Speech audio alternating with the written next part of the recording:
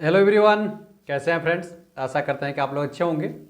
तो आज की वीडियो में हम लोग रेलवे के मेडिकल स्टैंडर्ड के बारे में देखेंगे कि रेलवे के मेडिकल स्टैंडर्ड में A1 में, A2 में, B2 में, C1 में, C2 में कौन सा आई कैटेगरी का रखी गई है। और आपके लिए और एक चीज़ बता दें कि रेलवे के लिए सबसे इम्पोर्टेंट जो मेडिकल होता है वो आँख का होता है। यदि आप आँख के मेडिकल में पास हो जाते हैं तो बाकी चीज़ में रेलवे को रखने के लिए एक बार सोचेगा भी।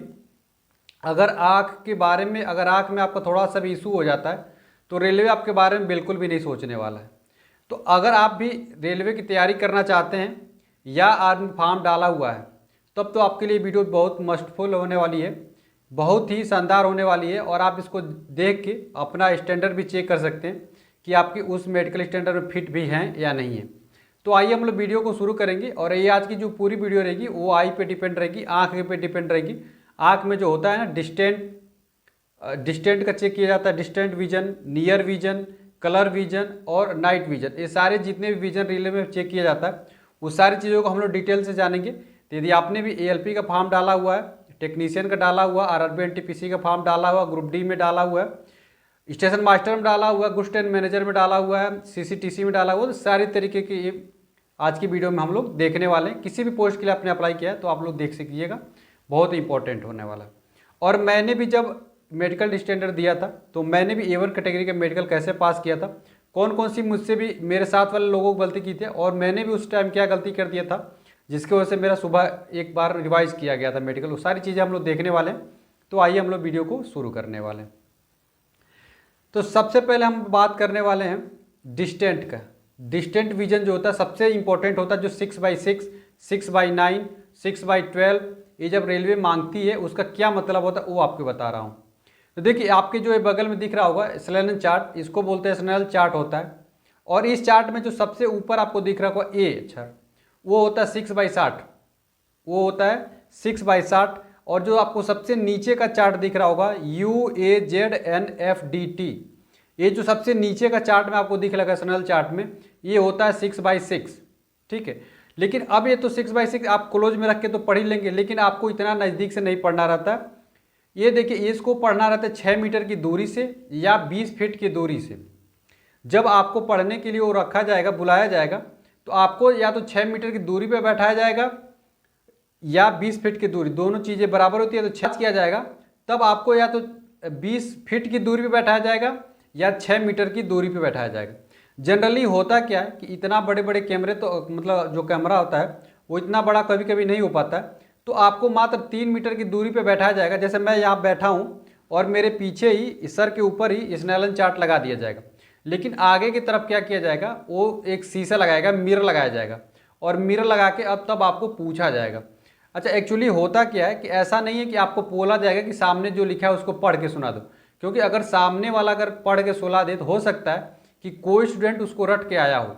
जैसे स्नेल चार्ट को अधिकतर अधिक से अधिक 2-4 टाइप की होती हैं, तो उसको क्या करता है वो स्नेल चार्ट रट के आ सकता है और रेलवे में अगर पता कर लेगा कौन सा चार्ट है तो उसको रटना आसान है। तो इसीलिए उसको ऐसा नहीं कहते कि सारी चीज़ें पढ़ के सुनाओ। जनरली तो एक बार बोला जाएगा कि आप ऊपर वाला एक बार पढ़ लो, नीचे वाला पढ़ लो। ठीक है, उसके बाद से क्या होता है कि आपको देख रहे होंगे इस टाइप के जो लोग, एक दो को खड़ा कर दिया जाता है और फिर उनसे पूछवाया जाता है कि ये कहाँ पे है, ये अक्षर आपको दिख रहा होगा, ये अक्षर दिख रहा है, इस टाइप से पूछा जाएगा। नहीं तो वही मैं बता रहा हूँ कि सारे लोग रट के आ जाएंगे और बता देंगे और मेडिकल को पास कर जाएंगे, इसीलिए इस टाइप से पूछा जाता है।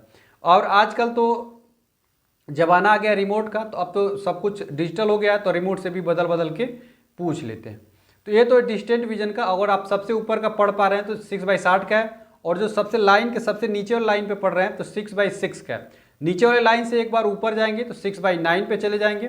आपके यहाँ का जो डिस्टेंट विजन है 6/9 है, उससे ऊपर जाओगे तो 6/12 का डिस्टेंट विजन है, और उससे ऊपर जाओगे तो 6/18 का है। 6/6 जो होता है वो ALP के लिए मांगा गया। 6/6 जो होता है वो A1 कैटेगरी का होता है, जैसे कि मैंने जब पास किया था। और सबसे ज़्यादा ALP में लोग छटे थे क्योंकि 6/6 बहुत कम ही लोगों का होता है, सारे लोगों का नहीं होता है। बहुत सारे लोग सबसे ज़्यादा छट जाते हैं इसी में ALP के, इसीलिए कपड़ा कम चल जाती है क्योंकि मेडिकल स्टैंडर्ड इसका बहुत ज़्यादा होता है। 6/6 के बाद ऊपर जाएंगे 6/9। 6/9 में A2 कैटेगरी का मांगा जाता है, जैसे कि स्टेशन मास्टर वगैरह का मांगा जाएगा इसमें।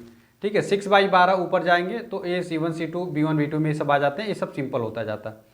ठीक है, तो आशा करते हैं कि डिस्टेंट विजन को आपने अच्छे से कंसेप्ट क्लियर कर लिया होगा। मैंने अच्छे से डिस्टेंट विजन को आपको बता दिया। उसके बाद से होता है इस्लाइन चार्ट के अलावा ये कई चार्ट होते हैं, तो मैंने सारे 1-2 चार्ट आपको दिखा दिया, वो देख सकते हैं। इसके बाद से डिस्टेंट विजन जब आपका चेक हो जाएगा तब आपका नियर विजन चेक होता है। और नियर विजन में बहुत छोटे छोटे अक्षर लेके लाया जाता है और लिख के, और ला के आपको 25 सेंटीमीटर की दूरी पे ऐसे रख दिया जाएगा, और आपको 25 सेंटीमीटर की दूरी पे ऐसा रखा रहेगा और 25 सेंटीमीटर की दूरी से आपको रीड करना रहता है, और वो देखता रहता है कि इसमें क्या गलती है, क्या इसने सही पढ़ रहा है या नहीं पढ़ रहा है। जब मैं दे रहा था इसको नियर विजन में, तो एक्चुअली होता क्या है कि शुरू में वो लोग काट देते हैं। अब जब काट देंगे ना, तो तुम्हारा नियर विजन अगर पूरा स्पष्ट नहीं है तो तुम उसको समझ ही नहीं पाओगे ये काटा गया है कि क्या हुआ है, तो वहाँ से भी वो लोग पकड़ लेते हैं। तो ये सब चीज़ें आपको देखनी रहती है। तो नियर विजन 25 सेंटीमीटर पे आपको चेक किया जाता है। न्यूनतम दूरी होती है आंखों की दृष्टि का, वो 25 सेंटीमीटर होती है। अब डिस्टेंट विजन हो गया, नियर विजन हो गया, अब आते हैं कलर विजन में। अब जब कलर विजन होता है, ये इसके लिए भी रेलवे में बहुत सारे स्टूडेंट छंटते हैं। इसके लिए तो सबसे ज़्यादा अगर रेलवे छटाई करता है तो केवल कलर ब्लाइंडनेस, कलर विजन की वजह से छाटता है। रेलवे में उन लोगों के लिए बहुत कम ही मौके हैं जो कलर ब्लाइंडनेस के शिकार हो जाते हैं, बहुत कम ही मौके मिलते हैं। अगर कलर ब्लाइंडनेस का आप शिकार हो जाते हैं तब तो रेलवे के आपको तैयारी वैसे जनरली नहीं करना चाहिए, क्योंकि बहुत सारे पोस्ट के लिए कलर ब्लाइंडनेस मांगा जाता है। मतलब कलर ब्लाइंडनेस आपका नहीं होना चाहिए, ये कहने का मतलब है। अब देखिए, अब कलर ब्लाइंडनेस आप कैसे जांचेंगे, तो देखिए मैंने आपको लगा दिया है, सीट लगा दिया है। अब यहाँ से देखिए, अब इस पर देख रहे अगर 6 मैंने लगाया हुआ है, 6 गोला, और सिर्फ पे अलग अलग अंक लिखा होगा, तो आप अलग अलग अंक में देख के बता दीजिए कि किस पे क्या दिख रहा है। अगर पहले वाले पे आपको 7 दिख रहा है तब तो आँख आपका गुड है, दूसरे वाले पे 13 दिख रहा है, गुड है, 16 दिख रहा है, चौथे वाले पे 8 दिख रहा है, 12 दिख रहा है और 9 दिख रहा है, तब तो आप सोचिए आप कलर विजन, आपको कोई भी इशू नहीं होने वाला है, आप गुड है। अगला चार्ट भी देख लीजिए, 12 है, 29 है, 74 और 45, ये चीज़ें आपको दिख रही हैं, तो आप कलर ब्लाइंडनेस के शिकार नहीं है, आपको कलर विजन नहीं है। इसके अलावा और भी कलर ब्लाइंडनेस टेस्ट किया जाता है। उसमें ऐसा होता है कि जलेबी के आकार की भी आकृति बनी रहती है। जैसे 75 है तो 75 को आप पढ़ लोगे, लेकिन जलेबी के आकार की बनी रहती है, तो उस पर वो लोग कलम चलाते हैं, बताएंगे कैसे कैसे आकृति गई है, उसका कलम चला के बताओ। तो आपको उस पर कलम चला के बताना रहता है कि एक किधर किधर से घूमी हुई है, कहाँ कहाँ से मुड़ के आ रही है। तो ये भी कलर विजन में आता है, और इसको आप पास कर जाएंगे।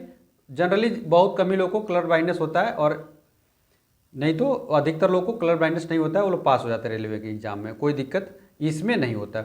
इसके बाद अगला एक होता है बाइनोकुलर टेस्ट। आप ये बहुत इंपॉर्टेंट है, बहुत लोगों को तो पता भी नहीं होगा कि ये बाइनोकुलर टेस्ट होता क्या है और क्या लोगों में समस्या होती है।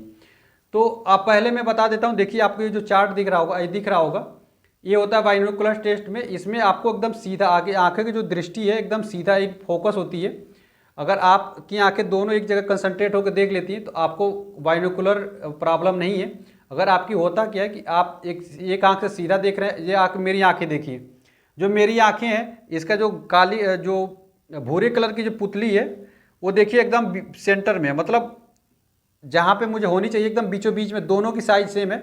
ऐसा नहीं है कि एक यहाँ पे है और एक इधर देख रही है, या एक ये सीधे देख रही है और एक तिरछा देख रही है। मतलब समझ रहे हो, दोनों जो आंखों की जो कार्य पुतली होती है वो बिल्कुल सीधा दिखनी चाहिए, कंसंट्रेट और सेम डायरेक्शन में सेम जगह पे खड़ी होनी चाहिए। कुछ लोगों को ऐसा प्रॉब्लम हो जाती है कि देखते हो तो एक आंख से सीधा है और एक आंख से थोड़ा तिरछा देखते होंगे, और ये बहुत बारीकी से चेक हो जाता है, और इसमें जनरली लोगों को पता नहीं चल पाता कि मुझे है या नहीं है, और ये बहुत बड़े डॉक्टर से जांच करवाएंगे तभी पता चल पाता है। नॉर्मली ये बाइनोकुलर टेस्ट को पता कर पाना बहुत ही मुश्किल काम है। हालांकि मैं लगा दे रहा हूँ, चार्ट देख लीजिएगा इसमें किस किस से डिफेक्टेड आते हैं। देखिए एकदम समझिए, ये जो मेरी आंखों की जो काली जो पुतली दिख रही है, ये देखिए दोनों तरफ से, दोनों में सेम डायरेक्शन में दिख रही है, ऐसा नहीं है तो बिल्कुल अलग है। आप एक मूवी देखे होंगे जिसे सुशांत सिंह राजपूत रहते हैं, छिछोरे मूवी, उसमें एक बॉलर आता है, वो देखता तो इधर है लेकिन बाल इधर फेंकता है, वो उस टाइप की बीमारी है, उसमें बहुत ज़्यादा समझ सकते हैं। ये बहुत बड़ा डिफेक्ट होता है, आदमी देखता है इधर है, मतलब वो देख ही तो इधर पा रहा है लेकिन उसको आंखों की पुतली पता चल रहा है उधर देख रहा है, तो ये डिफेक्ट होता है, ये बहुत बड़े लेवल पे डिफेक्ट होता है। तो इसको जनरली मोस्टली होता नहीं है, लेकिन इसको भी आप जांच करवा कर रख लेंगे, ये भी बहुत इंपॉर्टेंट होता है। ये सब स्टेशन मास्टर आप नहीं बन सकते हैं, एलपी नहीं बन सकते हैं, गुड्स ट्रेन मैनेजर नहीं बन सकते हैं, जिसमें A1 और A2 कैटेगरी का मेडिकल होता है, इसमें आप नहीं सिलेक्ट हो पाएंगे। उसके बाद एक और टेस्ट किया जाता है, जिस टेस्ट का नाम होता है night vision test. Night vision test में होता क्या कि रेल की जो नौकरी होती है अधिकतर 24 घंटे की नौकरी होती है, आपको दिन में भी ड्यूटी लगती है और रात में भी ड्यूटी लगती है। तो कभी भी duty excel night vision test करा कर रेलवे बहुत इंपॉर्टेंट तरीके से रखता है कि आपको नाइट विजन टेस्ट होना चाहिए। इसमें जनरली होता क्या है कि आपको नाइट विजन हो जाएगा तो रात में जब चारों तरफ अंधेरा रहेगा तो बीच में कोई एक चीज़ वस्तु आ जाएगी तो आपको दिख ही नहीं पाएगा। जैसे मान लीजिए आप एलपी ट्रेन को चला रहे हैं तो चारों तरफ तो अंधेरा है और ट्रेन के फोकस में आपको गाड़ी चलानी है और पता चला नाइट विजन टेस्ट है तो बीच में कोई खड़ा आपको दिख ही नहीं रहा। तो जैसे आपको देख रहे होंगे फिगर में आपको दिख रहा होगा कि नाइट विजन में बीच में जो घेरा किया गया, अगर आपको नाइट विजन रहेगा तो चारों तरफ अंधेरा रहेगा और बीच में जब प्रकाश जाएगी तो कभी कभी कोई ऐसा होगा कि आपको वस्तु दिखेगी ही नहीं। तो इसीलिए रेलवे में नाइट विजन को करा के रखा जाता है और नाइट विजन आपका नहीं होना चाहिए, वरना A1 A2 कैटेगरी में तो आपका सिलेक्शन वैसे भी नहीं हो सकता है। C1 C2 में हो सकता है, A1 A2 में नहीं होता, जो कि ट्रेन मैनेजर, गुड्स गार्ड हो गया, ट्रेन में वही होते हैं, उसका स्टेशन मास्टर हो गए, उसका LP हो गया। तो इन सारे जो सेफ्टी की कैटेगरी की जो है उसमें आपका सिलेक्शन नहीं होगा यदि नाइट विजन में आप सिलेक्ट। उसके बाद बाइनोकुलर सारे टेस्ट तो मैंने बता ही दिया, अब कोई ऐसा टेस्ट बता नहीं है जो आंखों के लिए था। बाकी मेरे वाले में गलती क्या हुई थी लोगों से तो मैं वो भी बता देता हूँ। सबसे ज़्यादा जो स्टूडेंट मेरे साथ के छठे थे उनको क्या था, सबसे ज़्यादा उनको प्रॉब्लम थे डिस्टेंट वाले में 6x6 किसी का नहीं था। और एक्चुअली ये होता क्या है कि जनरली मोबाइल वगैरह देखते हैं बहुत लंबे टाइम, हालांकि मुझे तो बहुत लंबे टाइम तक मोबाइल देखने की वो है, मैं शुरू से ही अभी भी मैं बहुत लंबे टाइम तक मोबाइल देखता हूँ। अभी भी मैंने चश्मा नहीं लिया, मैं सोच रहा हूँ अब लेने के लिए, लेकिन मुझे ऐसा कोई डिफेक्ट लगा नहीं, वो तो शुरू में ही पता चल जाता है। लेकिन कोई भी बात नहीं, अगर आपको हो भी गया तो आप इसको कम कर सकते हैं। जैसे नंगे पाँव आप घासों पे चल रहे हैं, विटामिन ए की टेबलेट खाते रहिए, पपीता थोड़ा ज़्यादा से ज़्यादा खाइए, और समझ रहे हैं सौंफ वगैरह खाइएगा, इलायची वगैरह डाल उल के, तो इससे भी काफ़ी बूस्ट होता है, मैं भी खाया था। और मेडिकल जब देने जाए तो मेडिकल देने से पहले, जाने से मतलब पहले जो मानवीय प्रति जो स्टूडेंटों के अंदर आ जाती है वो सब काम ना करके जाए भाई, आप बिल्कुल जाइए, 6-7 दिन पहले सब छोड़ दीजिएगा। ये इसके लिए होता है कि आंखों की जो नस होती है उसमें 6x6 में तब प्रॉब्लम करती है, इसे जनरली और कहीं नहीं प्रॉब्लम करेगी। अगर वो सब काम करके दी जाते हैं तो 6x6 वाले में इशू आ सकता है, आपको हो सकता है कि वहाँ से ब्लर दिख जाए या कुछ और प्रॉब्लम हो जाए। तो 6-7 दिन पहले सब सारी चीज़ छोड़ के जाइएगा। जनरली ये बातें कोई नहीं बताता, लेकिन मैं पर्सनली आपको सजेस्ट कर रहा हूँ और बहुत सोच समझ के आपको सजेस्ट कर रहा हूँ। 6-7 दिन पहले छोड़ देंगे तो बहुत आपका सेफ रहेगा, वो आंखों की नसों पे खिंचाव नहीं आएगा। नहीं तो वहाँ पे होता क्या है कि 6 मीटर की दूरी पे जब बैठाएगा तो आपको बहुत ज़्यादा स्ट्रेस आता है, तो फिर आपको ब्लर दिखने लगेगा और फिर आप छट सकते हैं। तो ये गलती की वजह से आपका सिलेक्शन रुक सकता है। तो आशा करते हैं मैंने बहुत बेहतरीन तरीके से आपको पूरे आई टेस्ट के बारे में अच्छे समझाया। अगर आपको मेरी वीडियो अच्छी लगी हो तो वीडियो को लाइक कर दीजिएगा, और आप मेरा कंटेंट आपको पसंद आ रहा हो और मेहनत आप मेरी आपको पसंद आ रही हो तो मेरे चैनल को जरूर सब्सक्राइब कर दीजिए और अपने दोस्तों को भी इस वीडियो को शेयर करिए ताकि उन तक ये मैसेज पहुंच सके। चलिए, आशा करते हैं फ्रेंड्स आपको वीडियो हमारी पसंद आई होगी, चैनल को सब्सक्राइब जरूर कर लीजिए।